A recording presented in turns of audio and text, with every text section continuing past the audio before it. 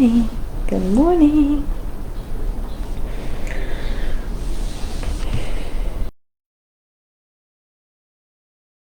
Right, ladies and gentlemen. Good morning, good morning. We are going to begin very shortly. Most widely read, if not the most widely read book in the Bible. And this is going to be the Psalms of David. The Psalms, something that is very familiar, a section where we like to keep bookmarks so we can flip to when we're in need of that uplifting spirit and that motivation to push us forward. And interestingly enough, that is exactly the reason that these Psalms were written.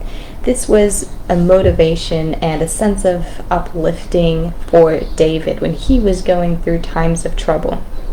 Of course, we can picture him, as a king, is kind of jotting in his journal and dedicating his kind words and his loving words towards the Lord so they can be put to music and so that he can hear the musicians playing for him these psalms that he had written. So we can picture that. That's the original purpose for them. We do know that David did hire many musicians and assistant musicians from the line of the Levites. And this was part of their task here. When we talk about the musicians of David, this is what they were equipped with to go ahead and create music for this time. And they're very personal to David. We're going to go ahead and start out with this quote just to get a little bit more of a sense about who David was if we don't know enough already. But this quote here is by Walter Bagehot, or I don't know how to say Bagehot. Anyways, he's an Englishman from 1826 to 1877. And his quote here is about Queen Anne, one of the smallest people ever set in a great place. So there may be little to be compared between Queen Anne and King David other than the fact that they are both royalty. And then this other notion here that Queen Anne was small, okay? She was small. He may or may not have been using this term figuratively in the sense that she was literally a small individual. But we can also kind of tie that to David because we remember where he came from, okay? He was not born into royalty, all right? He did have a very great family, but he was the youngest brother out of all of his older brothers, and he was the one that was chosen to be king. This also can be similar with the fact that David did and does, or at least when the time when Psalms was written, he has very much a soft side.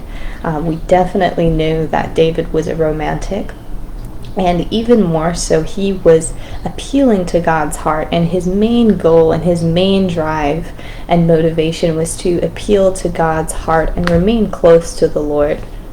So he was a very soft and romantic person.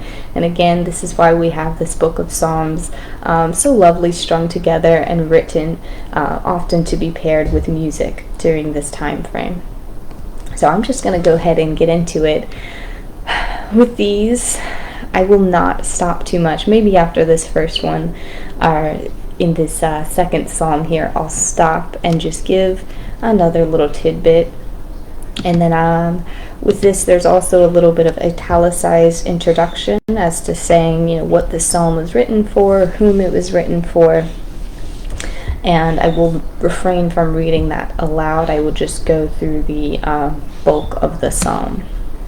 But anyways, we have starting out here, chapter 2, verse 7. I will proclaim the Lord's decree. He said to me, you are my son. Today I have become your father.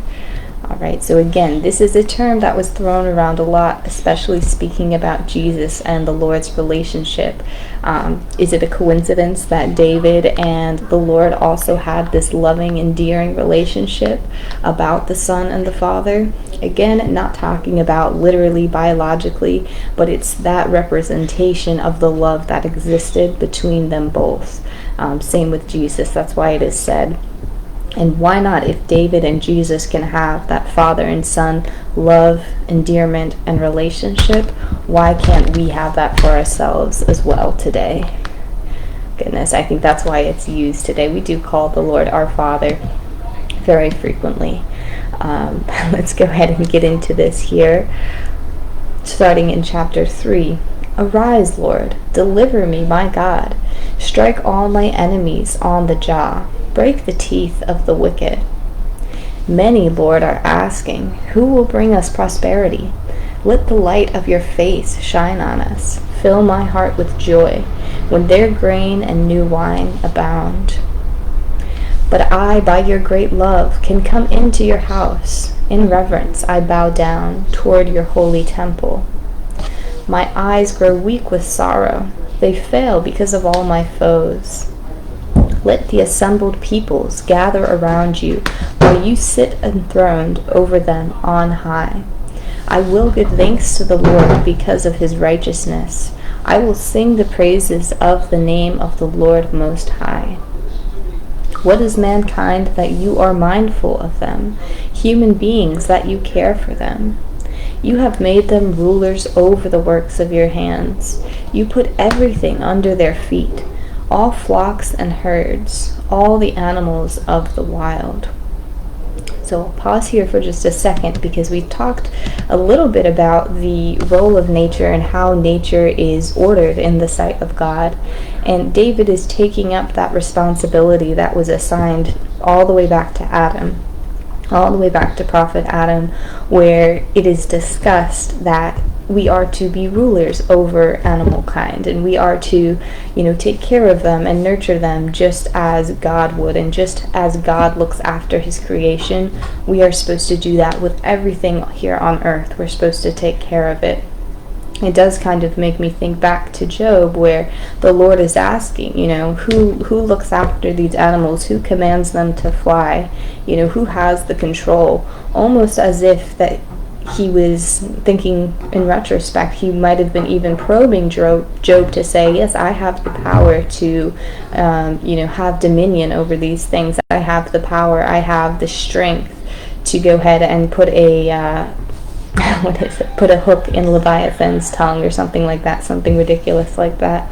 But perhaps he was probing Job to go ahead and build up and try to state his confidence and try to state his strength and his favor that he has in being human. Of course, some of the things he mentioned is something only God can do and something only God can oversee. But I think that Job was in need of that, just rebuilding, and some sort of kind of admittance that he is strong and he is powerful, he himself, Job, as well as God. So maybe that gives us a little bit of insight into God's perception of nature as well, because we do know this. We do know that he said this from the prophet Adam, to have dominion over nature and animals, to take care of them, etc. Anyways, similar language too, I'm noticing, right? What is mankind that you are mindful of them? Like, who are we? But he does have the answer. Going here, chapter 9, the Lord reigns forever. He has established his throne for judgment. The wicked go down to the realm of the dead, all the nations that forget God.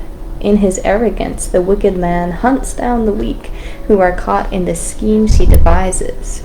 His mouth is full of lies and threats. Trouble and evil are under his tongue. You, Lord, hear the desire of the afflicted. You encourage them, and you listen to their cry. So, again, he's giving his full love and his full heart to the Lord when he's writing this out. He is really raw, I think, in this writing, I guess you could say, in his psalm, in his poem. He's very raw, and I think that's why people gravitate towards the book of Psalms and enjoy it so, because what he's saying is true, and he's really just accrediting the Lord, praising the Lord, being excited to be, a part of God's world, a part of God's realm.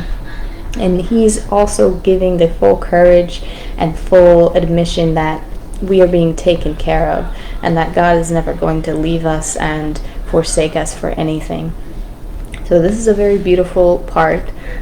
We are going to continue on, but I'm just going to give you a little bit of a taste each day, and as on the back end, I'll be reading and putting some next things together for you.